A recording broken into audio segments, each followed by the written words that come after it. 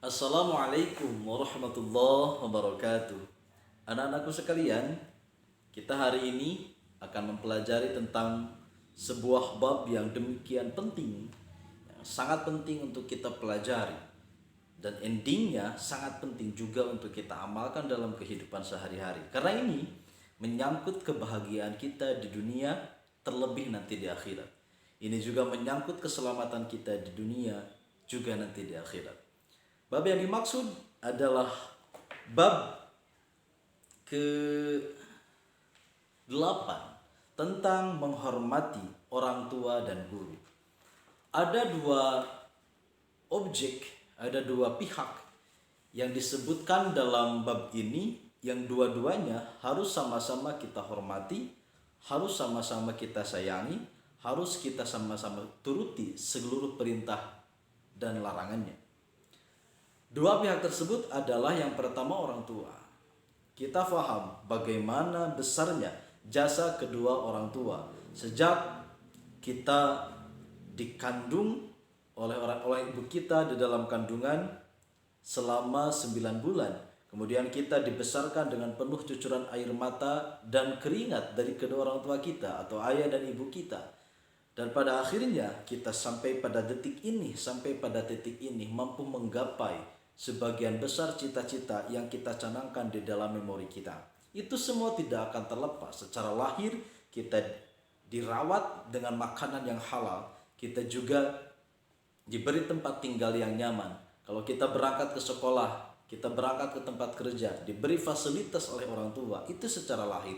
Tapi yang paling penting adalah secara batin, di mana orang tua kita tidak pernah sedetik pun perhatiannya beralih dari selalu mendoakan, selalu mendukung, selalu menyokong seluruh upaya pencapaian cita-cita yang telah kita canangkan bersama-sama.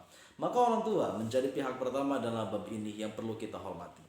Dalam bab ini kita disuguhkan sebuah kisah luar biasa dari seorang sahabat bernama Uwais Al-Qarni. Nanti secara lengkapnya kalian bisa baca di buku paket halaman 123 sampai 125.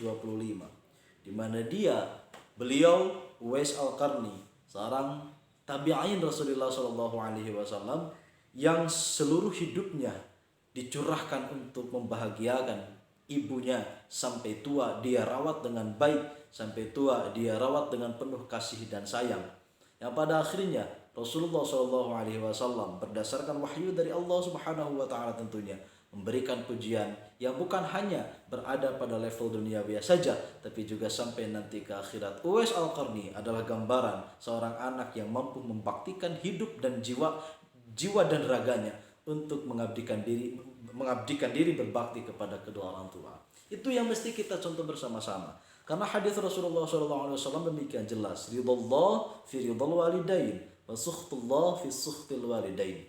Ridha Allah ada atau terletak pada keriduan kedua orang tua, sementara kemurkaan Allah juga terletak pada kemurkaan kedua orang tua. Yang pada intinya orang tua sedikit saja hatinya terluka karena ucapan kita. Orang tua sedikit saja tergores hatinya karena tindakan kita. Karena mungkin kita memandang dengan sudut pandang dengan ujung atau ekor mata kita yang membuat hati orang tua kita tergores, maka jangan harap ridho Allah akan kita raih bersama-sama. Karena apa? Sekali lagi, ridho dan kemurkaan Allah tergantung kepada ridho dan kemurkaan kedua orang tua. Pihak kedua yang mesti kita hormati, sayangi dan ikuti seluruh perintahnya adalah guru. Kenapa guru juga menjadi seseorang yang mesti kita hormati? Karena jika orang tua membesarkan kita secara biologis, secara lahir dan batin, maka kadang-kadang orang tua memiliki keterbatasan mengantarkan kita untuk menggapai cita-cita.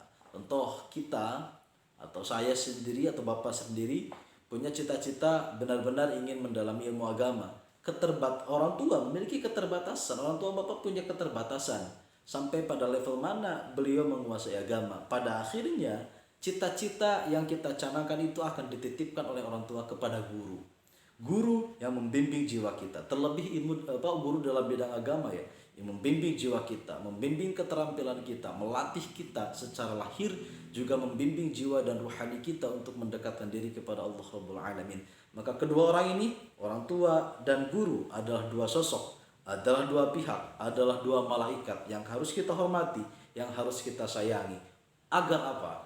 Agar seluruh cita-cita kita, tina kanan lamun cek Sundana, seluruh cita-cita kita tercapai diiringi dengan ridho Allah Rabbul Alamin. Itu yang menjadi pelajaran kita pada bab 8 ini. Terus selanjutnya silakan kalian baca secara saksama dari A sampai Z seluruh bagian-bagian penting materi yang ada pada bab 8 ini. Kemudian pada akhirnya di halaman 134 kalian diberi tugas untuk menyebutkan, menuliskan guru-guru yang telah mendidik kalian sejak dari TK, SD, SMP sampai SMA sekarang. Kemudian apa peran yang kalian rasakan dari kehadiran mereka, dan pada akhirnya kalian disuruh untuk membuat kesan-kesan dan doa terbaik untuk para guru, juga para orang tua tentunya. Itu barangkali yang bisa kita pelajari pada pertemuan kali ini. Mudah-mudahan bermanfaat. Wassalamualaikum warahmatullahi wabarakatuh.